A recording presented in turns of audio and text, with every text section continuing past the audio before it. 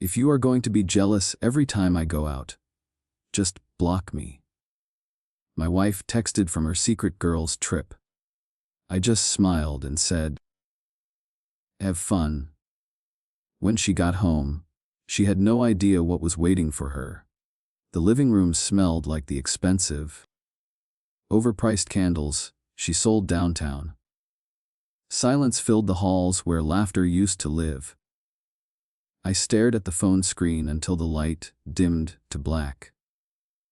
My thumb hovered over the delete button, but I stopped. The house felt larger without her constant, frantic energy. 4 years of marriage had taught me to read her shifts, in tone, like a weather map. This storm had been brewing for months, hidden behind late shifts and sudden spa appointments. I walked to the kitchen and poured a glass of ice water. The condensation made my palms slick and cold. My reflection in the window looked like a stranger. I realized I was not angry anymore. I was finally ready to be efficient. My phone buzzed again with a different name. It was Haley, one of Chloe's closest friends from the boutique. The message was a frantic confession that changed everything. She was not in Nainami for a vacation. She was there because her boss, Vincent, had paid for a private suite. Haley and Alyssa were only there to serve as a human shield. They were tired of the lies and the workplace sabotage. My stomach turned when I saw the first attached photo. The image showed Chloe laughing by a pool, her hand resting on a man's shoulder. He looked smug, like a predator who had already won. I recognized the gold earrings she was wearing. I had saved for 3 months to buy them, for our 3rd anniversary. She was wearing my sacrifice while sleeping with the man who signed her paychecks. I did not throw the phone. I just sat down and opened my laptop. The ledger of our life was about to be balanced. I called my attorney at dawn. We spoke in the clinical language of claims adjusters and legal fees. My mother had insisted on an ironclad prenup, and for the first time, I thanked her. The house was mine, inherited and protected long before the wedding. I began moving money into a private account and freezing the joint credit cards. Every transaction felt like a stitch being pulled from a wound. By noon, the financial firewall was complete. I was a ghost in my own bank. Haley and Alyssa arrived at my door with heavy suitcases and heavier secrets. They looked exhausted, their loyalty finally snapped by Chloe's professional betrayals. They spread a mountain of screenshots across my oak table. I saw texts where Chloe called me predictable furniture and laughed at my trust. She thought I was a static object in her world. We sat in the dim light of the foyer and waited for her flight to land. I heard the taxi pull into the gravel driveway. The front door groaned as Chloe pushed it open. She stood in the entryway, shivering despite the desert heat. Her floral sundress was wrinkled, and her eyes were bloodshot from the long flight. She expected to find me alone and broken. Instead, she saw her 2 best friends sitting on my leather sofa. The air in the room felt heavy and still. Chloe dropped her keys on the hardwood floor. They made a sharp, lonely sound that echoed through the foyer. "What is going on here?" Chloe whispered.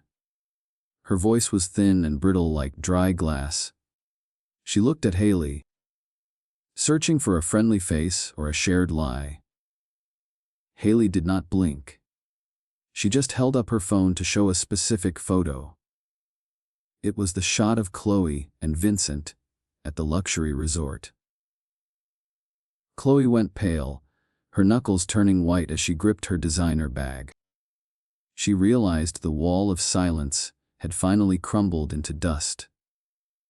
I stood up and handed her the legal folder. It contained the temporary order for exclusive possession of our home.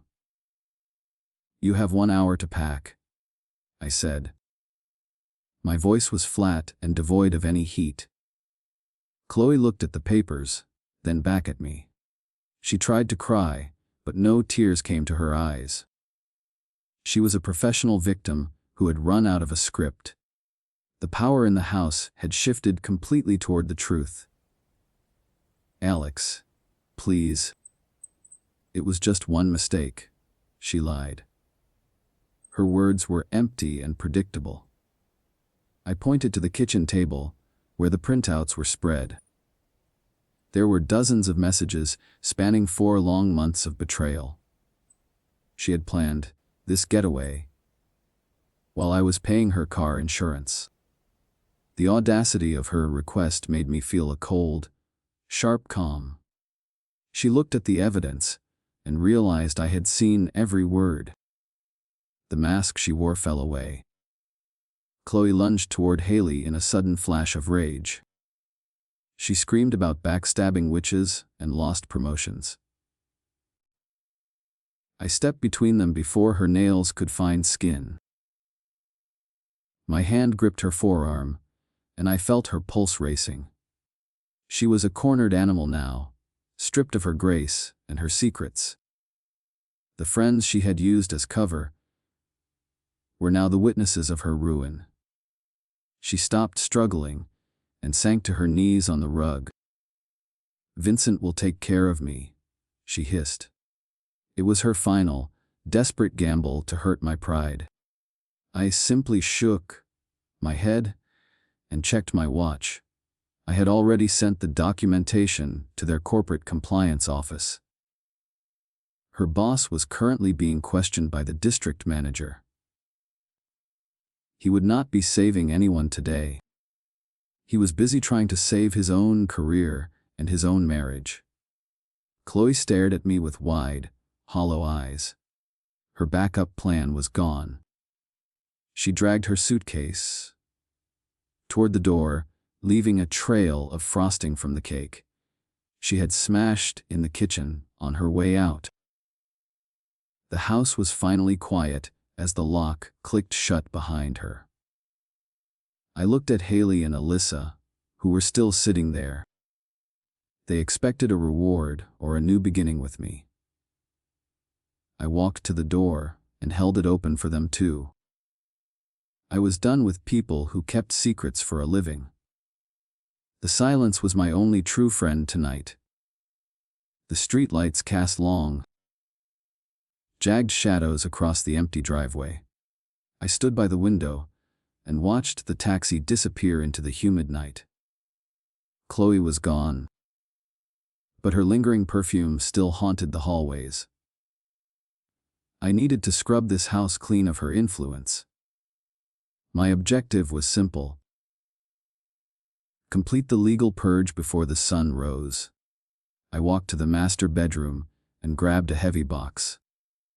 Every object I touched felt like a cold, dead weight. The primary obstacle arrived as a sharp vibration in my pocket. It was a call from Chloe's sister, Nina. I ignored the first 3 attempts, but the 4th was relentless. Nina was the only family member who still believed Chloe's elaborate lies. She started screaming the moment I finally answered the phone. She claimed I was being cruel and heartless for the sudden eviction. I hung up without saying a word. My empathy had vanished with the truth. I moved to the garage to check the remaining storage bins. Amidst the holiday decorations and old tools, I found a locked metal briefcase. It was tucked behind a stack of winter tires I had bought for her car. I pried the latch open with a flathead screwdriver. Inside lay a secondary passport and a burner phone. This was not a simple affair of passion. This was a calculated exit strategy. My wife had been planning a total disappearance. The burner phone flickered to life with a low battery warning. I scrolled through the recent messages and felt my blood turn to ice. Chloe had been transferring small amounts of my money to an offshore account for over a year. She was not just cheating. She was harvesting our shared life for parts. The power balance shifted again as I realized the extent of her theft. I was not a jilted husband. I was a victim of fraud. I sat on the cold concrete floor and documented every entry. The offshore account was tied to a name I did not recognize. It was a shell company based in a jurisdiction beyond my attorney's reach. This discovery made the prenuptial agreement feel like a flimsy shield. I had protected the house, but she had already bled the savings dry. The methodical calm I felt began to fracture into a new, sharp rage. She was far ahead. The garage door sensor suddenly tripped, flooding the space with bright light. I looked up to see a dark SUV idling at the curb. It was not the police or a process server. A tall man stepped out and adjusted his suit jacket. I recognized him from the boutique photos. It was Vincent, looking desperate and disheveled. He did not come to fight for Chloe. He came to find the burner phone I held in my hand. Vincent walked toward me with his palms open in a fake gesture of peace. He offered a large sum of cash to keep the phone quiet. I realized then that Chloe had recorded their private conversations as blackmail. She was playing us both against each other for a final payout. I gripped the metal briefcase tighter as he stepped into the light. Another car turned the corner, its sirens wailing. The night was far from over. The blue and red strobes painted the garage walls in frantic intervals. Vincent froze, his hand hovering near his belt line. I stood my ground, clutching the metal briefcase like a shield. My objective was to hand this phone to the authorities before Vincent could seize it. The police officers emerged from their cruiser with flashlights drawn. They moved with a tactical precision that made the air feel electric. Vincent looked back at his SUV and cursed under his breath. "Stay where you are," the lead officer commanded. His voice was a low growl that demanded total obedience. Vincent tried to put on his corporate mask, but it slipped. He claimed he was just checking on a friend. I did not move or speak. I simply held the burner phone up into the harsh light. The officer took it carefully, his eyes scanning the cracked screen. The dynamic changed instantly. Vincent was no longer a visitor. He was a suspect. The officer scrolled through the most recent messages. His brow furrowed as he read the offshore wire transfers. These were not just romantic texts. They were a digital trail of corporate embezzlement and personal theft. Vincent's face turned a sickly shade of gray. I realized then that Chloe had not acted alone. She was the front for a much larger scheme. The power balance shifted as the handcuffs clicked shut around Vincent's wrists. He was finally quiet. I walked back into the kitchen to find my laptop. My attorney was waiting for my call on a secure line. I explained the offshore accounts and the burner phone discovery. He sounded worried for the first time in our long acquaintance. "This moves beyond a simple divorce," he warned me. I looked at the wedding photo on the mantel. I took the frame and dropped it into the trash. The glass shattered with a final, satisfying crunch. A new message blinked on my laptop screen. It was an automated alert from my private bank account. Someone was attempting to bypass the security questions from a remote server. The location tag pointed to a small town near the border. Chloe was not waiting for a lawyer to call her. She was actively trying to drain the last of my life. My heart hammered against my ribs like a trapped bird. She was still fighting me. I traced the login attempt back to a specific hotel. It was a place we had visited during our first year together. She was using our memories as a map for her escape. I felt a surge of cold, focused energy. I had to lock her out before she found the backup codes. My fingers flew across the keyboard as I initiated a total system wipe. The screen flickered once, and then went dark. I had blocked her out. The house grew silent again as the police cars drove away. I sat on the floor and stared at the empty garage. The metal briefcase sat open like a hollow shell. My phone buzzed with a final text from an unknown number. It was a link to a live video feed. I clicked it and saw the interior of my own bedroom. A hidden camera was tucked behind the smoke detector. Chloe was still watching me from the dark. I stared at the grainy video feed on my phone screen. The red recording light on the hidden camera felt like an unblinking eye. My objective was to find every device before she could blackmail me. I stood on the bed and ripped the smoke detector from the ceiling. A tiny lens glinted in the drywall dust. My hands shook as I crushed the plastic casing under my boot. Chloe was not just a cheater. She was a voyeur in her own home. The primary obstacle arrived as a sudden, loud pounding on my front door. It was not the police returning for more evidence. I looked through the peephole and saw a group of men in dark suits.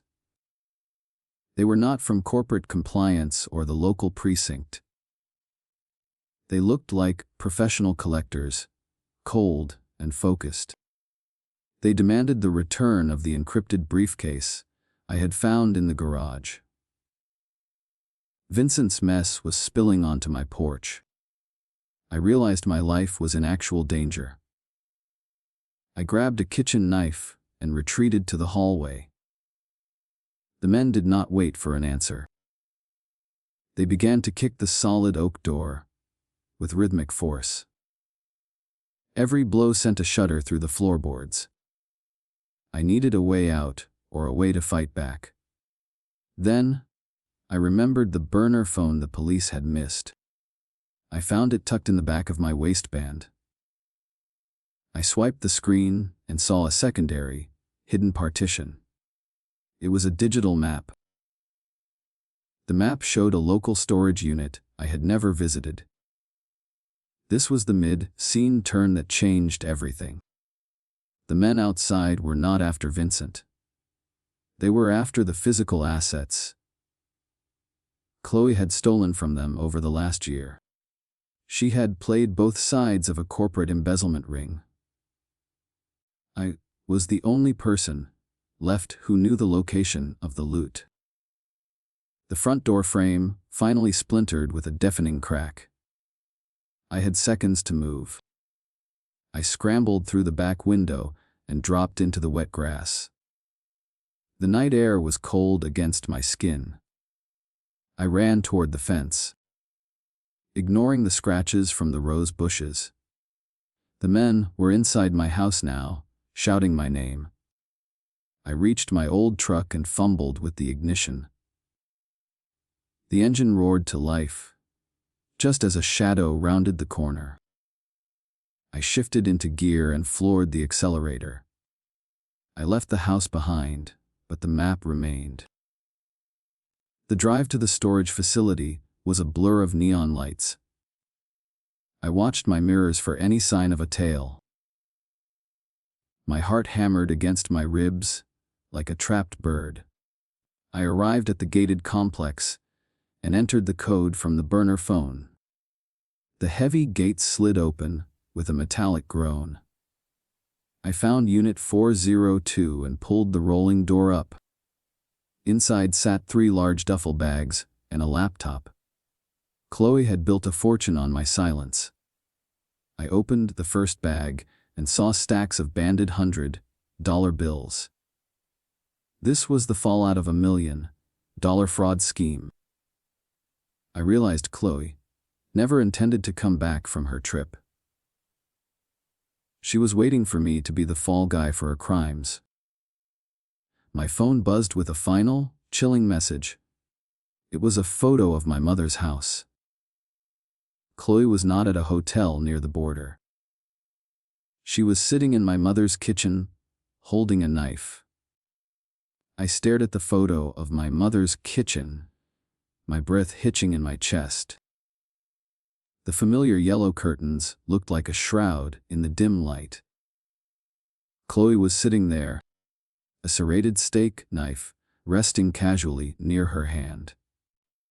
My objective shifted instantly from recovery to a desperate rescue. I slammed the storage unit door shut and raced back to the truck. The cash in the duffel bags meant nothing if she hurt my family. My tires screamed against the pavement as I sped away. The primary obstacle was the distance and the dark. My mother lived 30 miles north, and the dark highway felt like an endless tunnel. My phone buzzed with a call from an unknown number. I answered, expecting Chloe's voice, but it was just a recording of a heartbeat. She was playing a psychological game. Pulling my strings from a distance, I floored the accelerator, my speedometer climbing past 90. Every shadow on the road looked like an ambush. I had to stay focused. I reached the outskirts of town when my headlights caught a black sedan tailing me. It was the same men from the house, still hunting the briefcase and the burner phone. They rammed my bumper, sending a violent jolt through my spine. I gripped the steering wheel, trying to maintain control of the heavy truck. They did not care about my mother or the affair. They only wanted the stolen assets. The pressure was suffocating. I was caught between a predator and a thief. The mid-scene turn happened when I reached the bridge over the gorge. I realized the men did not know I had found the money. I grabbed the burner phone and threw it out the window into the dark water. The sedan braked hard, the men thinking their prize was lost. I used the distraction to veer onto a dirt service road. I knew these back paths better than any city map. I disappeared into the woods, leaving the collectors behind in the dust. I reached my mother's driveway and killed the lights. The house was unnervingly quiet, with only a small lamp glowing in the kitchen. I crept to the back porch, my hand gripping a heavy tire iron. I peered through the glass and saw my mother sleeping in her armchair. Chloe was standing over her, the knife held low. She looked exhausted, her hair matted with sweat and dirt. She was not a mastermind anymore. She was a broken woman seeking a final leverage. I kicked the back door open with a deafening crash. Chloe spun around, her eyes wide with shock and terror. She pointed the knife at me, her hands trembling violently. "Do not come any closer, Alex," she warned. My mother woke up, her face a mask of pure confusion. I stepped into the light, my voice low and dangerous. "It is over, Chloe," I said. I showed her the empty metal briefcase I had brought. Her eyes flicked to the void where her fortune should be.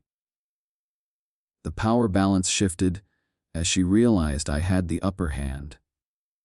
I told her the police already had Vincent and the burner phone records. She began to laugh, a high, thin sound that chilled my blood. She admitted she had never intended to hurt my mother. She just needed a place to hide until the heat died down. She dropped the knife on the linoleum floor. It clattered like a cheap toy. My mother started to cry, realizing the girl she loved was gone. I called the local sheriff while keeping my eyes fixed on Chloe. She sat at the table and buried her face in her hands. She began to tell me about the offshore accounts and the men chasing us. She claimed Vincent had forced her to steal the money from the boutique. I did not believe a single word she said. She was a weaver of webs, and I was finally free of them. The sirens began to wail in the distance, closer now. The sheriff arrived and took Chloe into custody, without a struggle. They found the secondary passport in her waistband. My mother sat on the porch, wrapped in a blanket I had found. I realized then that our entire marriage was a long, slow con. Chloe had been an agent of chaos since the day we met. She looked at me from the back of the patrol car. Her expression was cold and empty. She had no soul left to offer anyone. As the police drove away, I felt a strange weight in my pocket. I reached in and found a small, silver thumb drive. It was not mine, and it was not from the briefcase. Chloe must have slipped it into my jacket during the confrontation. I walked to my mother's computer and plugged it in. A single file appeared, titled "For My Eyes Only." I clicked it and saw a video of my own wedding. Chloe was whispering into my ear, "Watch your back." The video on the thumb drive played in a grainy loop. I watched my younger self smile, oblivious to the predator at my side. My objective was to find the hidden data before the collectors returned. I scanned the drive and found a series of encrypted spreadsheets. They detailed every cent stolen from the boutique and Vincent's private accounts. Chloe had been the architect, not the victim. I felt a cold surge of clarity. Our entire life together had been a meticulously planned heist. The primary obstacle arrived as a low rumble in the driveway. Those men in the dark suits had tracked me to my mother's home. I grabbed her hand and led her toward the cellar door. The night air was thick with the scent of approaching rain. We moved quietly through the shadows of the backyard. I could hear their heavy boots crunching on the gravel path. They were not leaving without the money Chloe had hidden. The stakes had moved beyond my own survival. We reached the old garden shed at the edge of the property. I kept the thumb drive clenched in my fist, like a weapon. I needed a way to signal the police without alerting the gunmen. I found an old flare gun tucked inside a rusted toolbox. My mother looked at me with wide, terrified eyes. I whispered for her to stay low and remain silent. The power balance shifted as I realized they were afraid of the evidence. I held the truth in my hand. I stepped out into the tall grass, away from the shed. One man spotted me and raised a suppressed pistol. He demanded the drive and the location of the duffel bags. I pointed toward the bridge where I had thrown the burner phone. He hesitated, his eyes flickering with greed and doubt. I used that second to fire the flare into the dry brush nearby. The sudden burst of light blinded him instantly.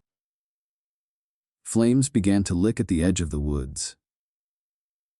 The distraction worked, and I heard sirens approaching from the main road. The men scrambled back toward their sedan, fearing a direct confrontation. I ran back to the shed and pulled my mother into the light. We watched the black car speed away into the darkness. The local fire department arrived minutes later to douse the small blaze. I handed the thumb drive to the lead investigator. He looked at me with a grim nod. The digital paper trail was finally complete. We spent the rest of the night at the police station. I gave a formal statement about the threats and the hidden assets. My attorney arrived, looking as though he had not slept in days. He confirmed that the prenup would still protect my premarital home. However, the stolen funds would be seized as evidence for the federal case. I did not care about the money anymore. I just wanted the nightmare to end. Chloe was being transferred to a maximum security facility. The next morning, I returned to my house to assess the damage. The front door was a splintered mess of oak and iron. I walked through the rooms, seeing the ghosts of our fake life. I realized that Chloe had been recording me long before the affair. I found a second hidden camera inside the bathroom mirror. She had been studying my habits to find my weaknesses. She knew exactly how to keep me quiet for years. It was a perfect, silent cage. I started a fire in the backyard pit and grabbed our albums. I threw the wedding photos into the flames and watched them curl. The plastic smell was sharp and toxic in the morning air. I felt no regret as the memories turned to gray ash. My mother sat on the porch, watching me with a sad smile. She knew the man I was before Chloe had arrived. I was finally reclaiming the space she had occupied. The house felt lighter with every burned page. My phone buzzed with a notification from the local news. Vincent had been found dead in his holding cell that morning. It was ruled a suicide, but I knew better than that. The men in the dark suits were cleaning up the loose ends. Chloe was the only one left who could testify against them. I realized my life would never truly be the same again. I was a witness to a crime that spanned cities. The peace I wanted felt like a distant, dying dream. I sat on the porch and watched the sun set. My life was a series of empty rooms and legal papers. I had won the house, but I had lost my peace. A black SUV pulled up at the edge of the curb. A man I did not recognize stepped out and held up a badge. He was not a local cop or a federal agent. He was from an agency I had never heard of before. "We need to talk about Chloe," he said.